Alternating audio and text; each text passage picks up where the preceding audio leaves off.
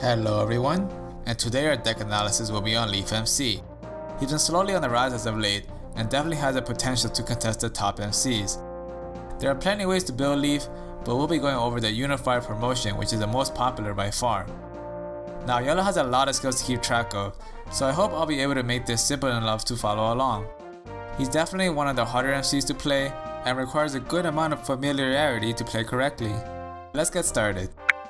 This build runs 13 Leaf, including the cost 1. It's a lot of MC copies, but all of them contribute to his game plan. Alright, let's start with the cost 1. Leaf's cost 1 is actually really good. He gets plus 10 by default each turn since you're always going to bond early game, and this skill stacks, so you can actually reach higher numbers with this cost 1 if you are placing down bonds with certain skills, which Yellow has plenty of. Leaf's main promotion of this deck is the cost 5. And your goal is to reach the 8 bond requirement to use this Unifier of Thracia skill. With this in mind, you actually don't need this card in your hand right away, since it is considered a slower promotion. It also helps that you can retrieve it to your hand at practically any point of the game through a few methods. More on Leaf 5 later. Let's cover his other 2 promotions that make up his early game. Leaf's Bridge gives him the earliest chance to start bonding selling on turn 2 if he has a field to use for his skill.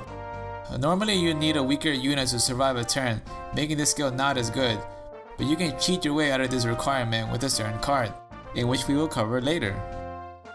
While being a good defensive promotion, it is also possible to stay on this until Unified turn, since it does get to base 70 with 5 bonds. In fact, Leaf can reach this state as early as turn 3 with the right setup. If you don't start with the cost 3, you don't need to worry, since Leaf's cost 4 is also workable and comes with some more perks for being a turn slower.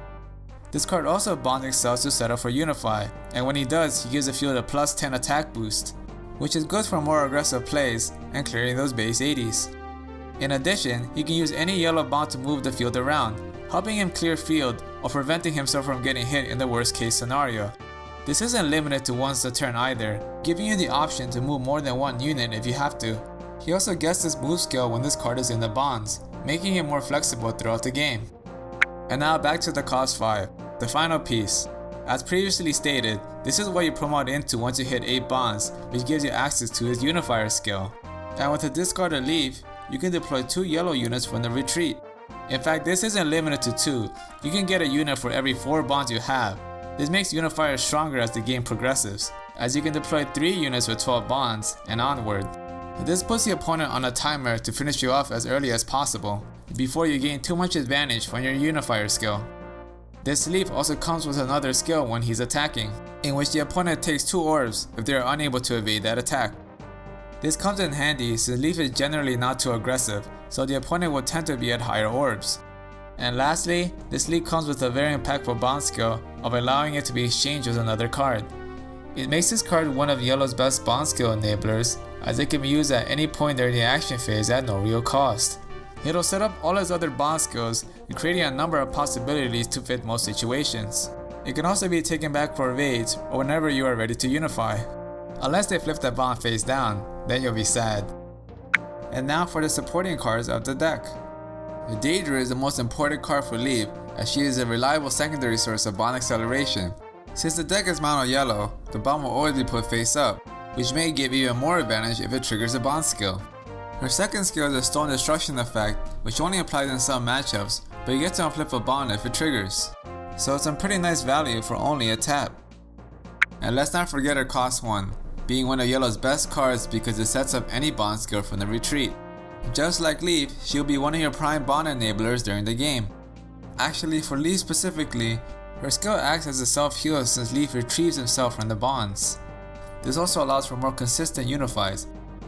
Speaking of bond skills, we have Lachesis, Seliph, Teen, Larce, Nana, and Emma. The first 2 are staples, while the rest can be swapped depending on preference, though these bond skills are some of the best Yellow has to offer. Lachesis gives you a draw when she is bonded if your hand is lower than 4, which is somewhat easy to achieve with how much Leaf will be bonding from his hand. Seliph gives you a free unflip, which is very helpful as Leaf tends to be flipping his bonds very often. Teen is mostly played to increase the deck's consistency, as she can help you draw cards early game for a bond. She's also a decent backup unit if you decide to deploy her, as she can crit from the bonds with her skill. Larcey is used to solidify the early game, since Leaf is still quite vulnerable at the early stages of the game, especially if he doesn't promote into his bridge. So missing an attack early on, or not being able to clear stronger units such as Frederick can actually cost him the game. She's also a great Unify target, helping to close out games being an extra attack with her untapped skill. Nana is mostly a backup for games that draw out a bit longer, where you can retrieve some of the cards in your bonds and still have 8 bonds for Unify. Emma is a tech option for movement, as Leaf may find himself needing to move back if he's fighting an aggressive MC. And for more bond support we have Julia 5. Julia is another important card for Leaf, and one of the strongest deploys he has for Unify. Julia retrieves 3 bonds for 3 new bonds from the deck, which can trigger all the bond skills mentioned earlier. It's great to go +1 or +2 simply for milling the right cards from the deck. It's truly the Cypher experience. She also hits for at least base 90 afterwards, which is always good. And we are also running Julia 1 in this deck, though only at 1.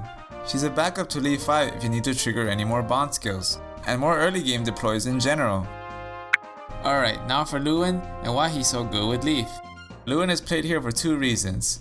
The first is to help Leaf set up his bond acceleration skill when he promotes turn 2, since normally you'd have to keep a unit alive turn 1 in order to use a skill on turn 2, which isn't too reliable. But Lewin is a great card to consistently get this skill off, making it so you can promote and play this card on the field on the same turn, having 2 bonds only. It is his ideal start of his curve, and you want to try and get these 2 cards in your starting hand. The second use for Lewin is once Leaf reaches a high number of bonds, Lewin gives a lot of flexibility in deploys, and may net some free advantage if you manage to deploy more than 1 unit of this card. He's generally a great consistency booster since he can basically be whatever card you mill.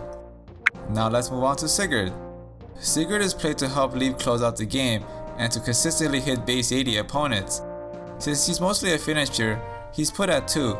You usually don't want to be using his skill early since it reduces the number of bonds Leaf has, slowing down his Unify. It's still a nice option to have in case you need that early tempo play. And now let's go over the techs that Leaf will want to run. Leaf is really flexible and has a ton of room for tech options against several matchups.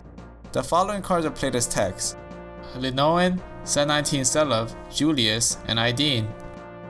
Now you may think the chances of these being deployed are very low at 1 copy, but remember Leaf can deploy any unit from retreat off of Unify, and since Unify is generally a skill that activates later in the game, the chances of them being in the retreat at that point of the game are pretty high.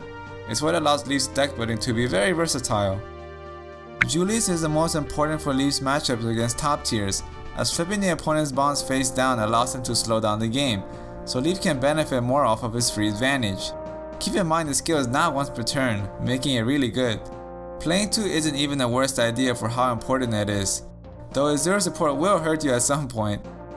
Ideen is played for ward and to reduce hits from low cost aggressive decks, and can be used as a general healer.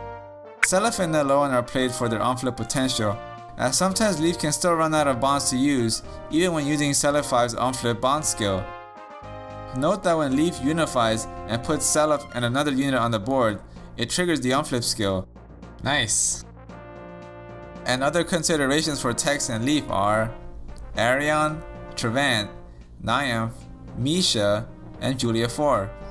And remember that any of these techs can be up to 2 if you're looking to focus on a specific matchup or trait of the deck. Experiment and adjust the ratios of the deck to fit your preference. Alright, and now the fun part. Let's discuss Unify targets. What you deploy off of Unify highly depends on the situation, so treat these suggestions as just guidelines. So in order of priority, the best targets you can deploy are Julia, Julius, and Sigurd, simply because they give you the most value off of their skills for that turn, especially Julia. You want to try to always have her on the field when you unify, since she helps you set up for the following turns. Julia and Julius in specific are a really deadly combination in that one gains you advantage while the other cuts off their resources, making it extremely difficult for your opponent to make any plays the following turn. Leaf can very much afford to stall out his opponent if he gets the setup on the field. Now if you're going for a more aggressive play, Sigurd is the way to go. If you're looking to get the most hits out of Unify, you should prioritize having Larcey and Sigurd on the field that turn. It's possible to get in about 4 to 6 hits on your Unify turn if the cards line up for you. This also includes any units you deploy manually that turn. I won't be able to cover these, but here are a other few combinations that you may want to keep in mind. Here's another tip that may help you in a pinch. One of Leaf's weaknesses is that if his retreat is shuffled into his deck at a bad time, he'll be unable to unify that turn. This will either occur naturally if you deck out, or from an opponent's skill. It leaves Leaf vulnerable for a turn, and it will dramatically slow down his curve. One way to play around this situation is to utilize Julia's Bond Refresh skill by setting your unified targets from the bonds to the retreat. In addition to having your bonds refreshed to activate Unify, you now have targets too. Crisis averted. Be sure to plan ahead if you know your deck is low, or if your opponent is trying to counter your strategy. Lastly, remember to occasionally consider single Unify when a situation occurs, meaning only one deploy off the skill. Establishing a field is still important, and it may keep you alive to make better plays later on. It's important to remember your backup options, as Leaf will not always get his ideal curve.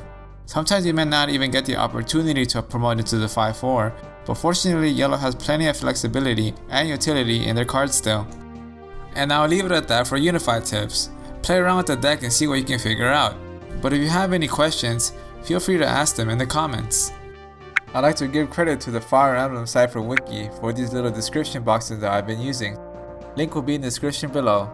Make sure to check it out when you get the chance. If you'd like to know what we're up to, follow us on Twitter. If you like more sample deck lists such as this one, check out the Cypher Fair spreadsheet. I will also provide links to the deck list from this video in the description. And again, if you are interested in learning Fire Emblem Cypher, make sure to join the Fire Emblem Cypher Discord. See ya!